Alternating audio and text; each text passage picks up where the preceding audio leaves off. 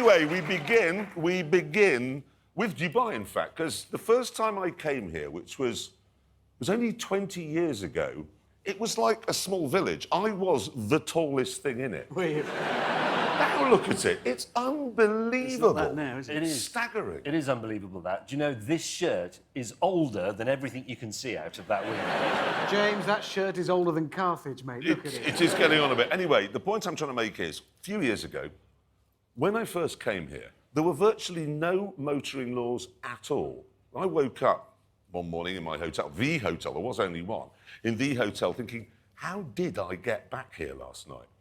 Looked out of the window, 2 wheel marks right over the ornamental roundabout. And in the flower bed, my Range Rover. Jeremy, were you very tired when you parked it? I was off my face with tiredness. Okay. Barely able to concentrate. But it was an extraordinary free-for-all, which I bet it isn't now. No, it really isn't now. There are now very many rules and many stiff punishments. I've got some of them here. Getting behind on the repayments on your car loan, you go to prison.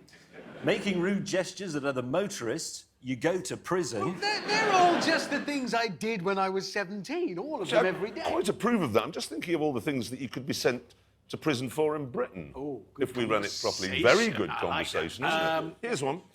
Anyone who takes more than 5 seconds between getting in their car after filling up with petrol and driving off. Yeah. Do you know what I mean Definitely. What do they do? I know. What? Restaurant owners who serve food on a piece of wood. It's not very car-related, is it, really? No, it's not. But Heston Blumenthal does that. yes, he does. Exactly, Heston, if you're watching. Prison. Prison. I hate that, food on a piece of I wood. tell you what I hate. I may have mentioned this a couple of times before, and I think it should be imprisonable.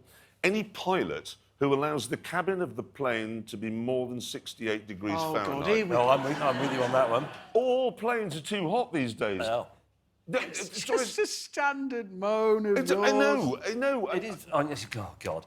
We do have to fly together, but obviously I make every effort not to sit near Jeremy Clarkson for a long flight. But eventually, you know, they turn the lights off and it goes all dark, and after 10 minutes, this voiceover in the blackness goes, "It's literally the hottest place in the world."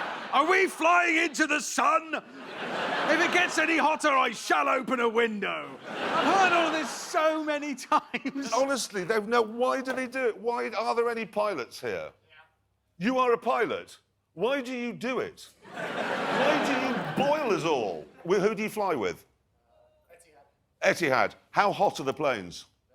Well, there's a new rule. I'm warning you. I'm seriously warning you on this one. You land, if it's gone over 68 in the cabin, straight to prison for 50 years. Can I also say...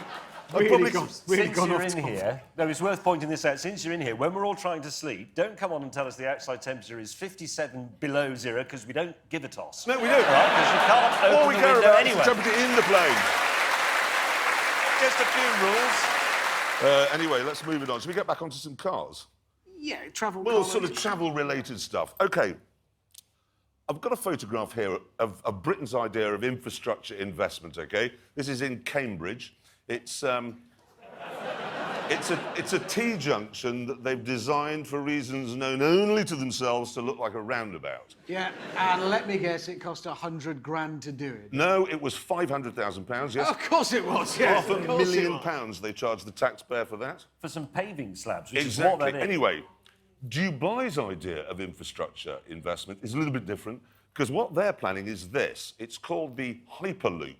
It's like a tube train, and it'll go from Dubai to Abu Dhabi, which is about 100 miles away, in 12 minutes. 12 minutes? Wow. 12 minutes. That's how long that will take. So how fast does it go? 500 miles an hour. I mean, that is just breathtaking. something It else. really is. Well, hang on. Did you say it was 100 miles? Yep. It's going 100 miles at 500 miles an hour in 12 minutes. That means it accelerates to 500 miles an hour instantly. Ooh, you're going to have trouble holding on to the drinks trolley at that, aren't you? Go on. When it sets off, you'll poo yourself, and then when it stops, you'll wee yourself at the end. It's a reason. Are there any doctors here? I'm just saying. It's not a medical argument. I'm just saying. Could I'm well not sure you're right. I think, well, think about Newton. If you set off, you'll poo yourself, yes, but when it slows down, you'll unpoo yourself, because everything has an equal and opposite reaction. I'm roughly right, aren't I? Any physicists here? I think we should move on. Yeah.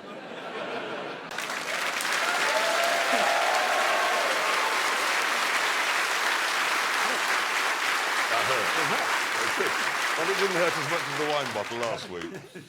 Now, Mercedes, they've come up with this plan, or this idea, where you can rent your car out when you're not using it.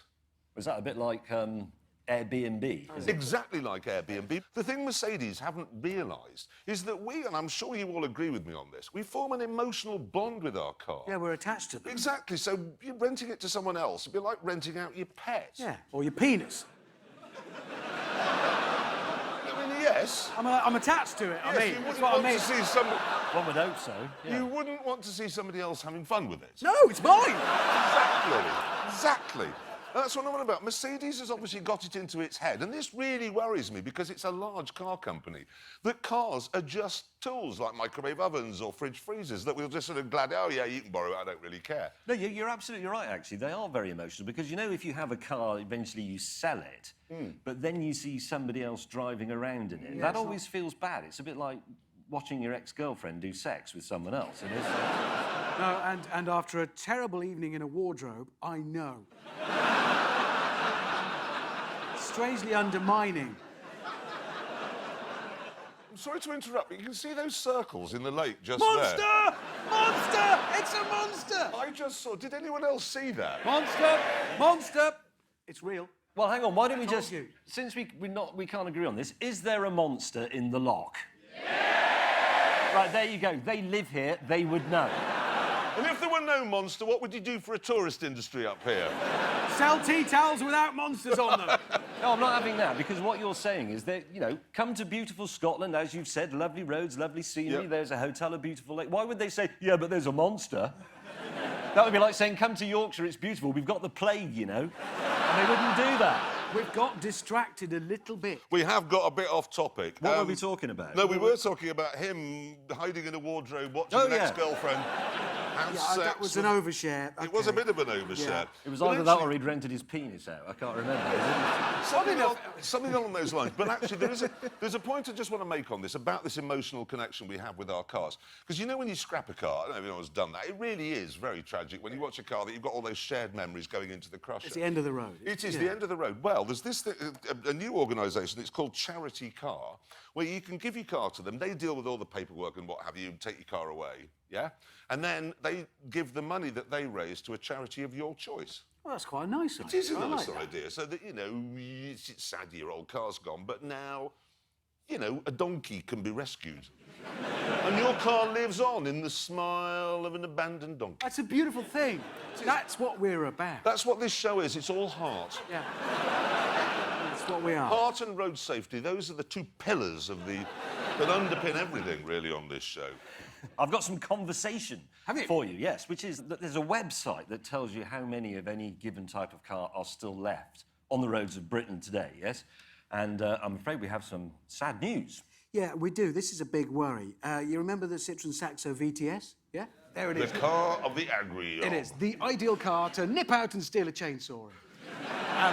Fabulous, proper, fizzy little hatchback. Loved it. Well, in 2008, there were 5,000 of them on the road. This year, 491 left on the road. And in fact, I know this is a worry. We've done it. Look, we've got a little chart. We've drawn this up. At that rate, by 2019, they'll all have gone. There's also the Vauxhall Calibra 16 valve. There's a picture of it. We used to love that. Do you know there are only 323 of those left, and they could be extinct within a year. And do you know what's interesting is there are people all over the world working hard to save the tiger from extinction. But nobody is doing anything to save the Vauxhall Calibra 16 valve. We've identified something here. No, there isn't. However, there is some good news in all of this. The Morris Ital. 175,000 of these turds were squeezed out by the Austin. And in 2015, there were only 35 left. Yes! Now you can cheer. That is good news. It's good news. Only 35 on the road. Wait. You're absolutely right. But before you celebrate, yes, 35 left on the road in 2015. In 2016, there were 47. What? So they're going up? Are they mating? No. No. I think people are restoring them. What people? Mad people. Anyway, look. No, you're possibly right, but I've done a calculation, and at that rate, that's a 34% increase in just 1 year, and at that rate, by the year 2044, all 175,000 Morris Itals will be back on the road. Oh, my God. This is a disaster. It is. That, ladies and gentlemen, is Brexit. That's what they want, backwards with Britain. It is time now, since we've reached the end of Conversation Street,